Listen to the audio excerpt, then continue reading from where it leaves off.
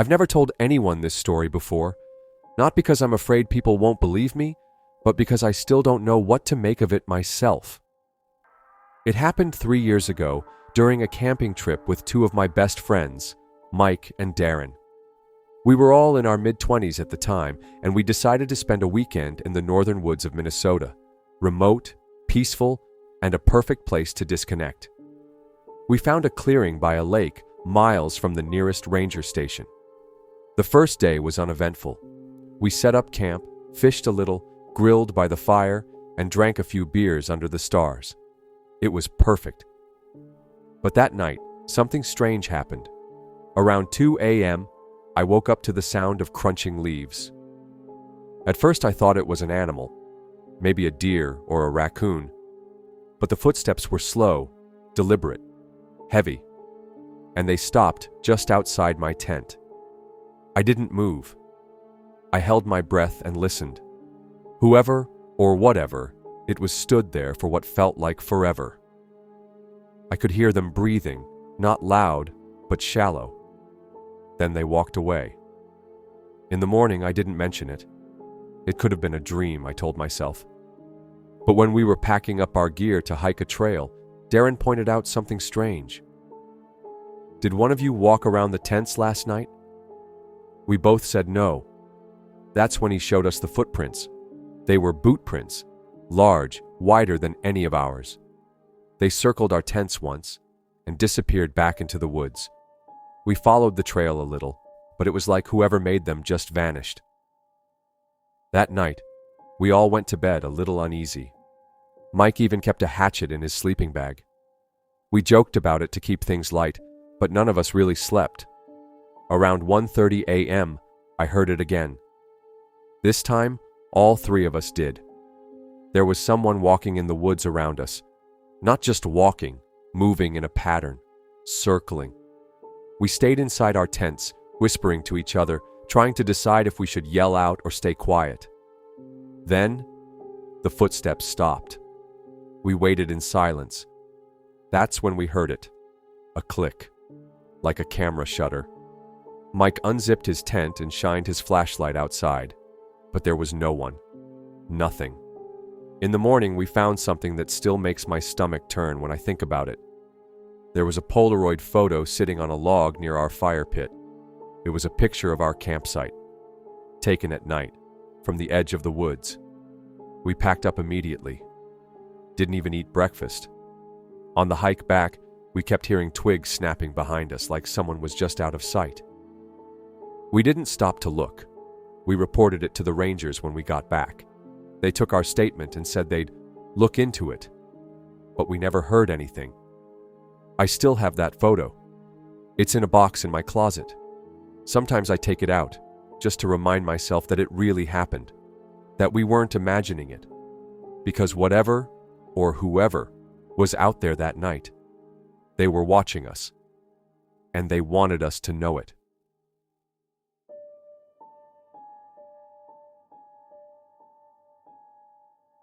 I've done a lot of camping trips in my life, but there's only one that still haunts me. It was supposed to be a short weekend getaway, just me and my younger brother, Lucas. We picked a spot in the Appalachian foothills, far enough off the main trails to avoid other hikers. We were looking for quiet. What we found was something else entirely. We arrived Friday morning and hiked for about 2 hours until we found a clearing near a small stream. The place felt untouched. No signs of litter, no footprints, no broken branches. It was beautiful, but still, almost too still, the kind of quiet that makes your ears ring. We set up camp, made lunch, and spent the afternoon exploring the nearby woods. Around 5 p.m., Lucas noticed a narrow trail behind a thick wall of brush.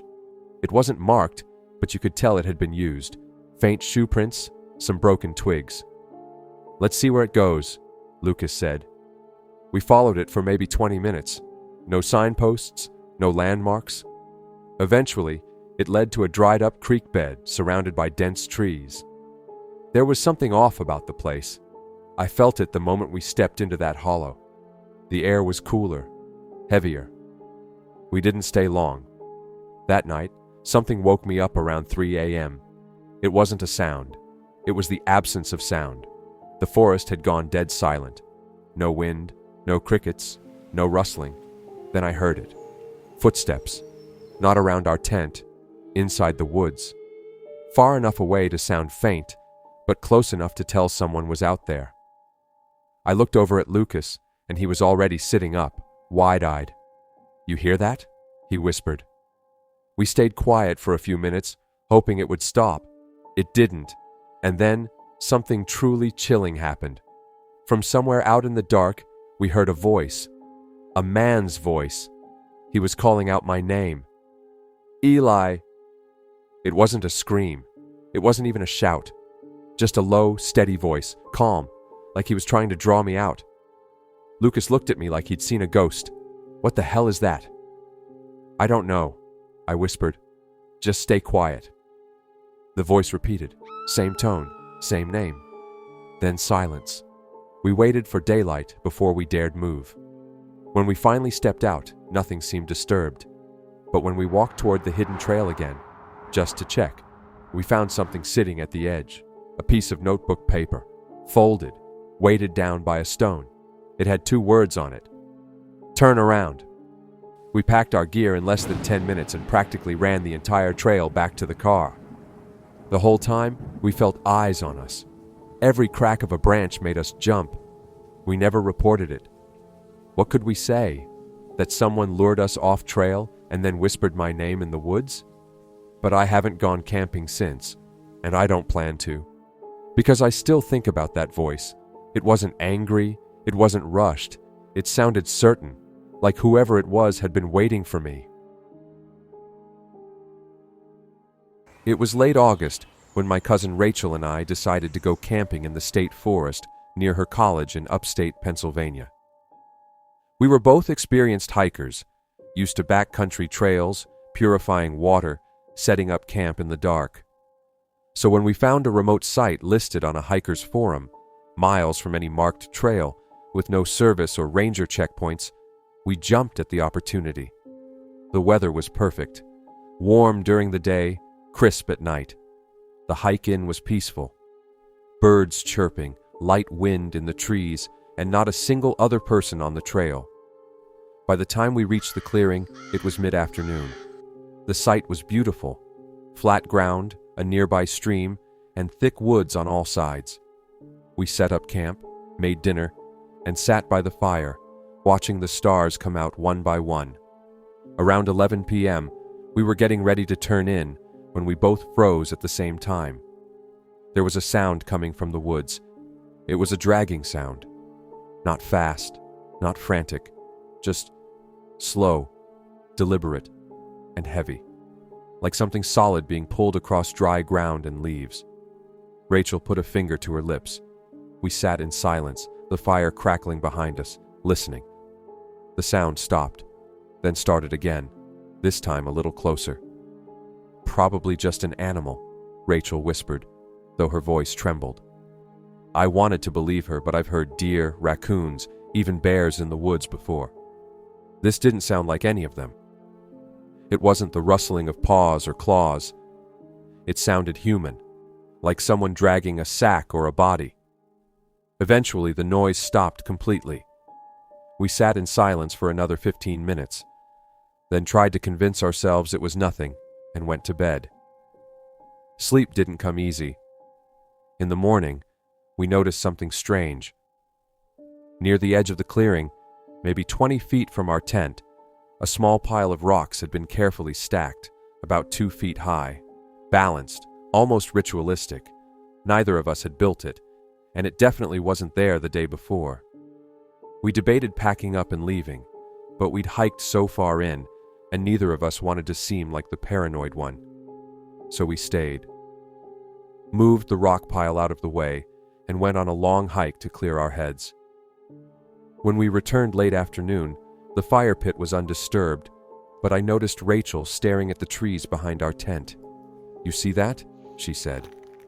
Something had been tied to a tree about shoulder height, a strip of dark cloth fluttering slightly in the breeze. It was weathered and frayed at the edges, but it hadn't been there when we left. "We didn't bring any fabric," I said. "Yeah, I know." We ate quickly that evening. No more talking, no jokes, just watching the woods. At midnight, the dragging sound returned, closer than ever. We turned off the flashlights, sat in the dark. Rachel gripped the camp hatchet so tightly her knuckles were white. My heart pounded in my chest like a drum. Then, another sound, breathing, slow, deep, just beyond the tree line. A loud crack shattered the stillness. A branch, maybe a thick one, snapped in two, close behind our tent. I stood up and shouted, "Hey! Who's out there?" Silence.